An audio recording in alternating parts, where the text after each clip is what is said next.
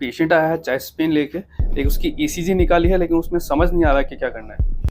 Don't worry, हम ECG को समझेंगे 7 स्टेप में। ठीक है, तो पहली स्टेप कौन सी होती है ईसीजी की? रिदम। रिदम रेगुलर या इरेगुलर, ये कैसे पता चलेगा? आर इंटरवल्स को देखते हुए। आरआर इंटरवल में। तो रेगुलर रिदम का क्या एग्जांपल है? Sinus rhythm. और अगर इरेगुलर है तो? एएफ।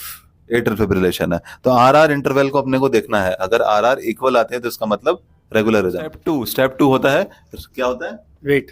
रेट को कैलकुलेट। रेट होती है या तो रेगुलर होगी या इरेगुलर होगी। तो अगर रेगुलर रिदम है तो उसमें रेट को कैसे कैलकुलेट करोगे? 300 divided by number of boxes between two R intervals. ठीक है, और वही इरेगुलर रिदम है तो उसमें क्या करना है? उसमें अपन को सर 30 सेकेंड्स के बॉक्सेस की ईसीजी चाहिए होगी।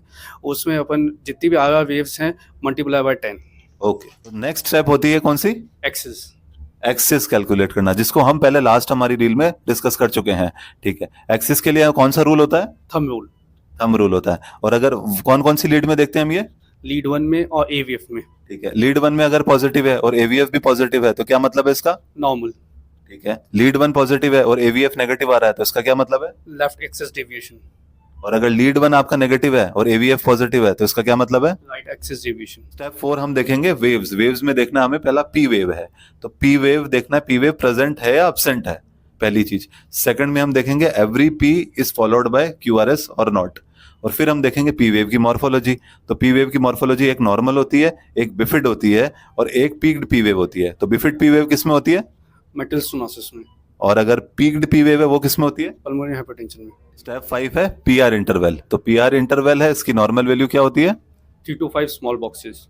0.12 टू 0.2 सेकंड होती है। पीआर इंटरवल प्रोलॉन्ग्ड किसमें हो जाता है? बंटल पांच ब्लॉक में। ठीक है, और पीआर इंटरवल नैरो डाउन होगा किसमें होगा? टैकीकार्डिया में।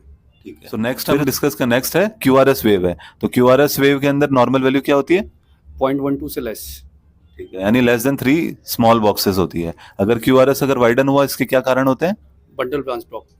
ठीक है, तो हमें क्यूआरएस की एम्पलीट्यूड और मॉर्फोलॉजी को देखना है। लास्ट स्टेप है स्टेप 7।